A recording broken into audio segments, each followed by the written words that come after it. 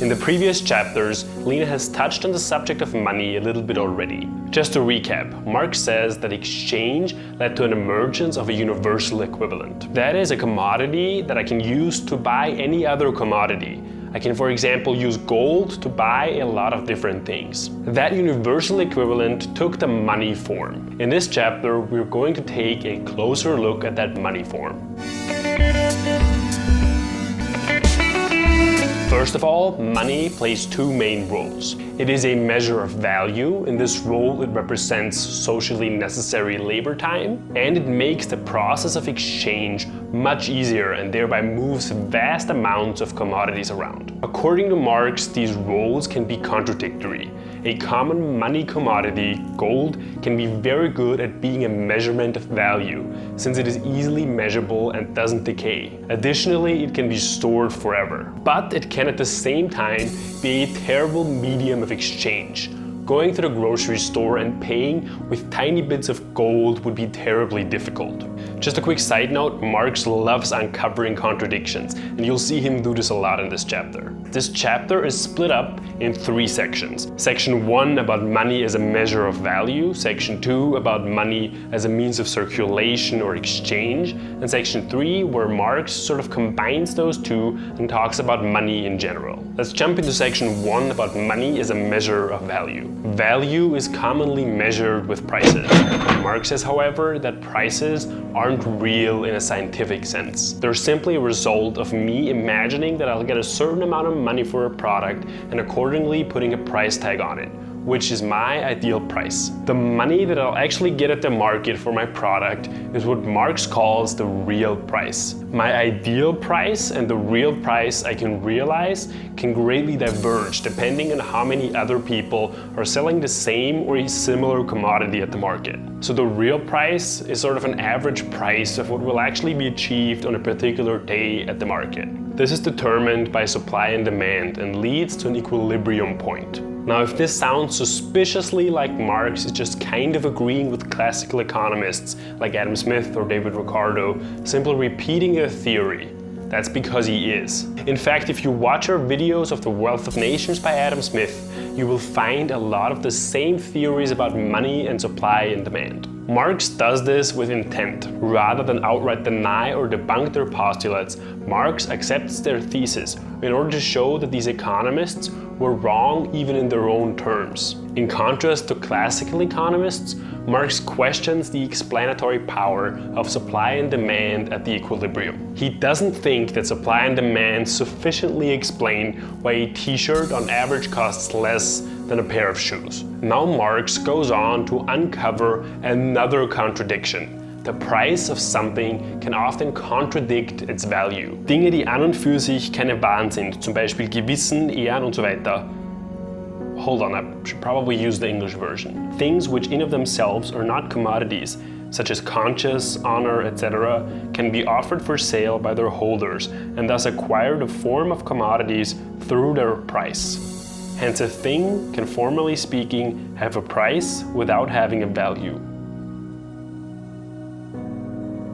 For example, uncultivated land can have a price, but it has no value since no human labor has been incorporated in it. Quick side note here, which is commentary from a 21st century perspective and not part of the book, so you can skip to if you're not interested. All this is based on the labor theory of value, which appeared way before Marx, for example in the writings of Smith and Ricardo.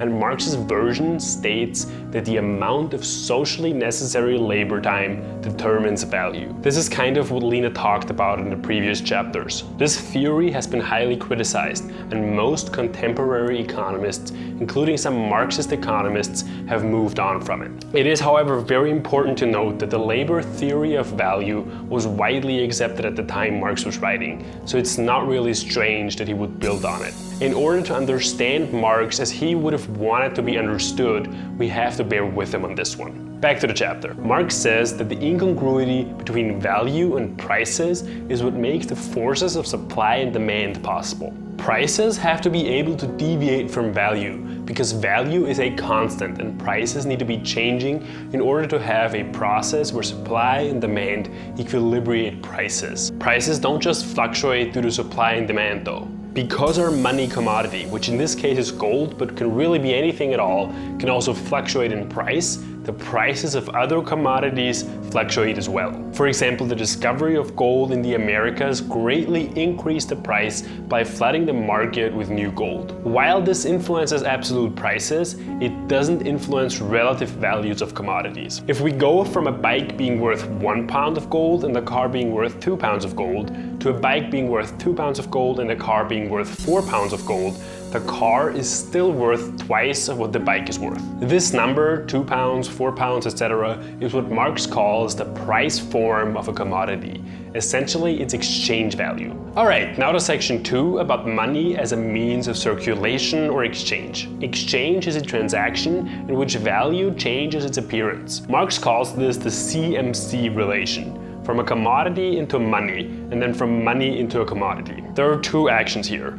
From C to M, which is just selling something, and then from M to C, which is just buying something. Usually from M to C is much easier since you're holding the universal equivalent, the money commodity, which is always in demand. It is therefore advantageous to hold money and not commodities.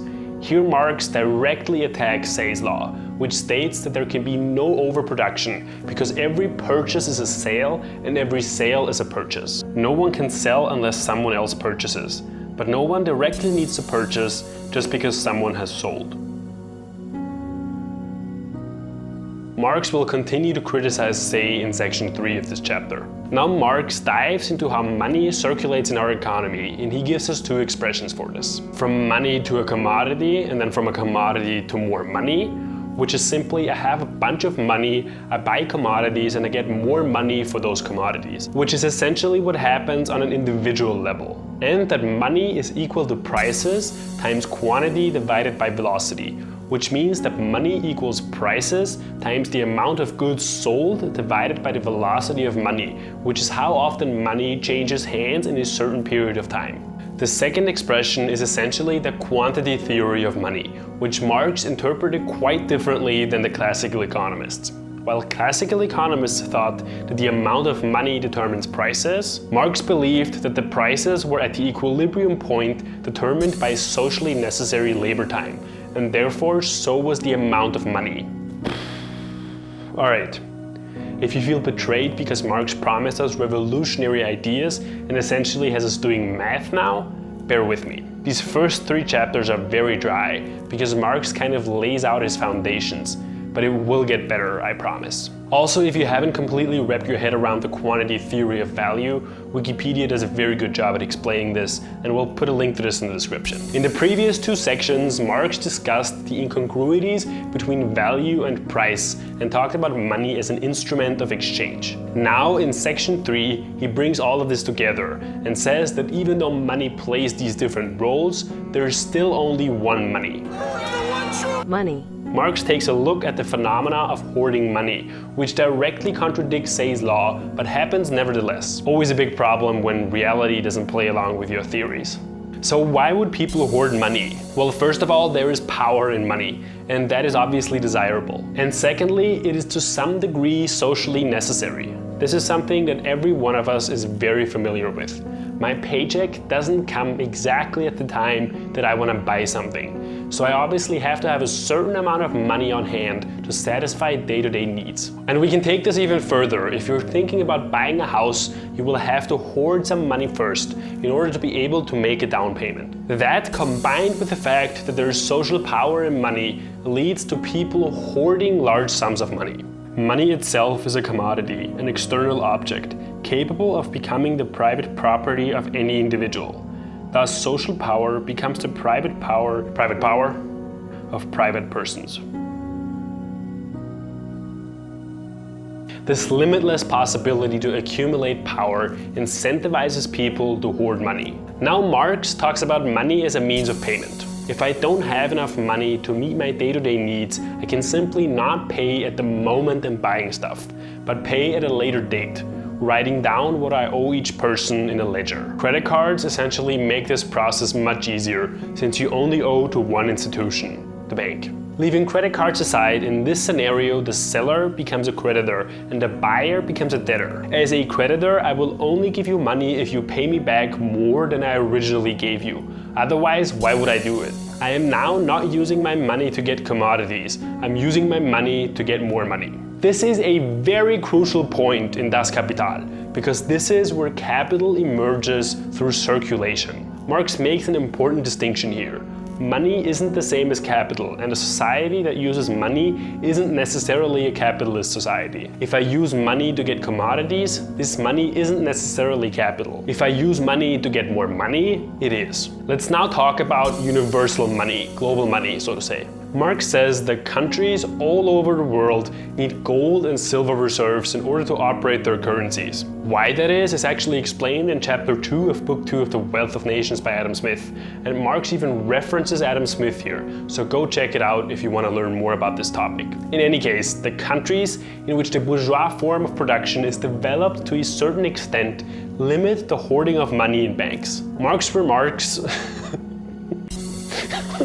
Marx mentions that whenever the hoarding is strikingly above average, this indicates a stagnation in the circulation of commodities. A very oversimplified explanation, which also kind of makes sense intuitively, is that the less money is hoarded, the more money is available for circulation. Again, just check out Adam Smith if you want to explore this more closely. To recap, money plays two roles: as a measure of value, in which there is a real and an ideal price, and as a medium of circulation or exchange, where people generally exchange a commodity for money, which is selling, and then exchange money for a commodity, which is buying. People are hoarding money because it is socially necessary and/or it gives them power.